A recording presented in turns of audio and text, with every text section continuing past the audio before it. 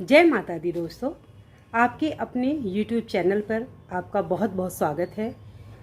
मैं रेणु गर्ग आज आपको अहोई अष्टमी की सबसे पहले बधाई देती हूँ।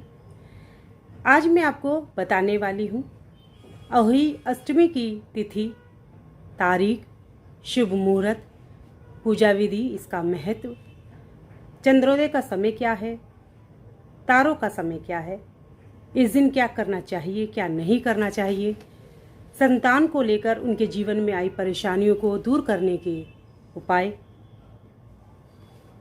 दोस्तों, एक ऐसा चमत्कारी उपाय जिसके करने से संतान सुख की प्राप्ति होती है।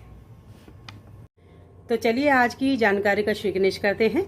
दोस्तों, हर साल यह व्रत कार्तिक मास की कृष्ण पक्ष की अष्टमी तिथि को के दिन रखा जाता है। यह व्रत करवा चौथ के 4 दिन बाद यह 5वें दिन होता है। दीपावली इसके ठीक एक हफ्ते बाद होती है। इस साल अहोई अष्टमी का व्रत 8 नवंबर दिन रविवार को रखा जाएगा, जिसका शुभ मुहूर्त 5:26 से शाम को 6:46 तक है।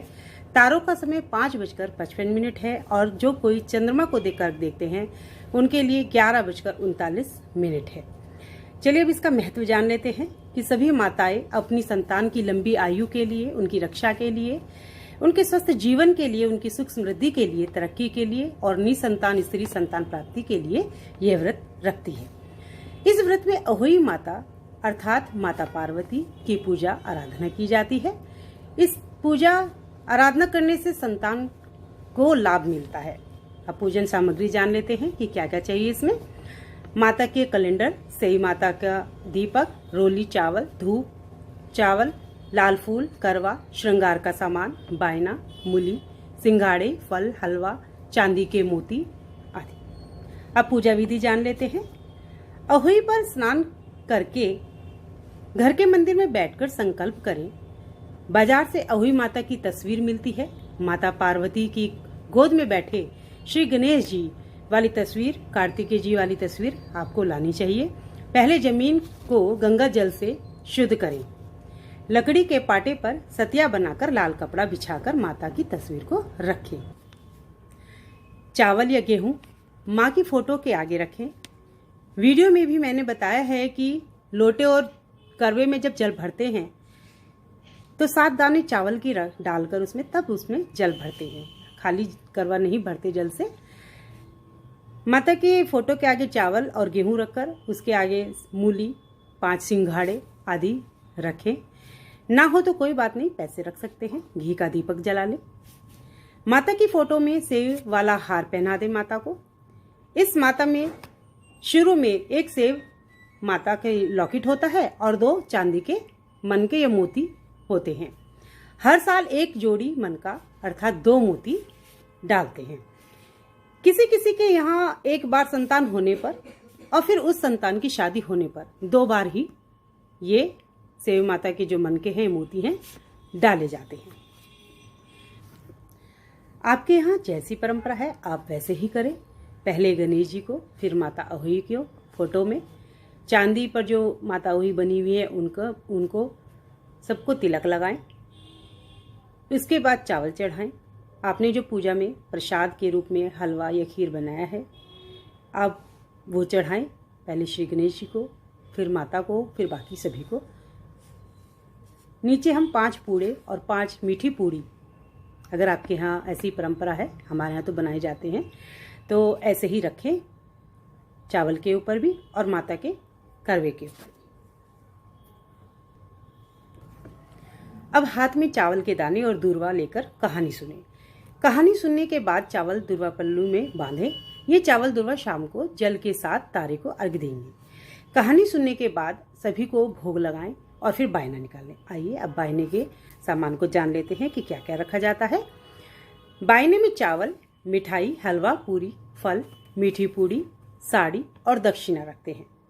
अगर साड़ी का बहुत ना हो तो कोई भी कपड़ा रख लें, चाहे कुछ भी रखें अपने बहुत के अनुसार, अपनी हैसियत के अनुसार। रुमाल से लेकर साड़ी तक, चादर या कुछ भी रख सकते हैं आप, लेकिन बायने में कपड़ा जरूर रखें। 3 बार हाथों में जल लेकर मिनसते हैं, बायने को मिनसते हैं और वो अपनी सास को देते हैं। सास ना हो तो जिठानी और नंद को भी ये बायना दिया जा सकता है। खोई की माला बाद में अपने गले में धारण करें। यह माला दिवाली तक अपने गले में पहनते हैं। दीपावली के बाद इसे गले से निकालकर जल से शुद्ध करें और वापस इसके स्थान पर रख दें। ये जो अहोई माता के आगे आपने जो जल रखते हैं, उस जल को छोटी दिवाली पर सारे घर में छिड़क दें और उसमें अपने नहाने के जल में थोड़ा थोड़ा मिक्स करके आप उसे नहा लें। तो चलिए अब जान लेते हैं कि हमें इस दिन क्या करना चाहिए और क्या नहीं करना चाहिए। इस दिन तांबे का निषेध होता है। जैसे हम जल का लोटा लेते हैं तो वो तांबे का ना हो, ये ध्यान रखें, विशेषकर ध्यान रखें इस बात का।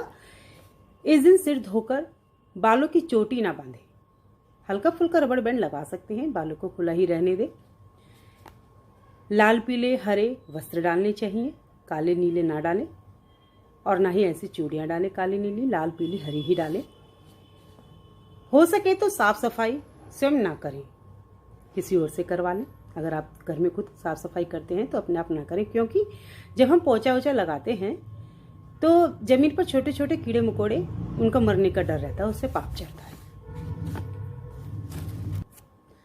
कोई जीव हत्या ना करें, मिट्टी खोदने का खुरचने का काम ना करें, कहानी में आता भी है। चाकू कैंची सुई आदि का प्रयोग ना करें। सब्जी आदि वगैरह या तो पहले दिन ही काट लें या किसी और से कटवा लें। किसी को दूर परे चल परे ना कहें, खासकर अपने बच्चों को। ना तो उनकी मार पीटें और ना ही उन्हें धमकाएं। जिनके छोटे बच्चे हैं वे अपने बच्चों की तरफ मुंह करके सोएं, उनसे मुंह फेर कर ना सोएं। अब जान लेते हैं कुछ विशेष प्रयोग अहोई वाले दिन के लिए। अगर संतान की शिक्षा में, करियर में, रोजगार में बाधा आ रही है तो अहोई माता को पूजन में दूध भात और लाल फूल अर्पित करें। इसके बाद लाल फूल हाथ में लेकर संतान के करियर के लिए, शिक्षा के लिए प्रार्थना करें। संतान को अपने हाथों से दूध भात खिलाएं। फूल को संतान के हाथों में दे दें, सुरक्षित अपने पास रख लें। अगर वैवाहिक जीवन में, संतान के वैवाहिक जीवन में सुखमय बनाने के लिए आप क्या करेंगे? आप ये करेंगे, अहोई माता को गुड़ का भोग लगाएं और चांदी की चैन अर्पित करें और बोले ओम ह्रीं उमाय नमः।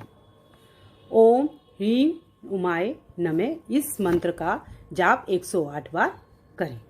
संतान को गुड़ खिलाएं, चांदी की चैन पहनाएं, संतान को आशीर्वाद दें। अब जान लेते हैं कि अगर संतान को संतान की प्राप्ति ना हो तो क्या करें।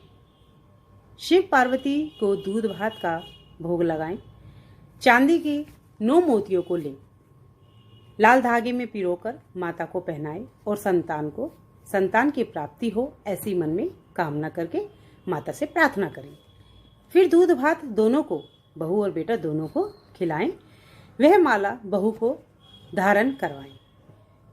तो अब हमने ये जाना कि हमने कैसे कैसे विधि से अहोई अष्टमी की पूजा करनी है। आगे मैं वीडियो में और बहुत कुछ डालने वाली हूँ, आप उसको भी देखिए। तब तक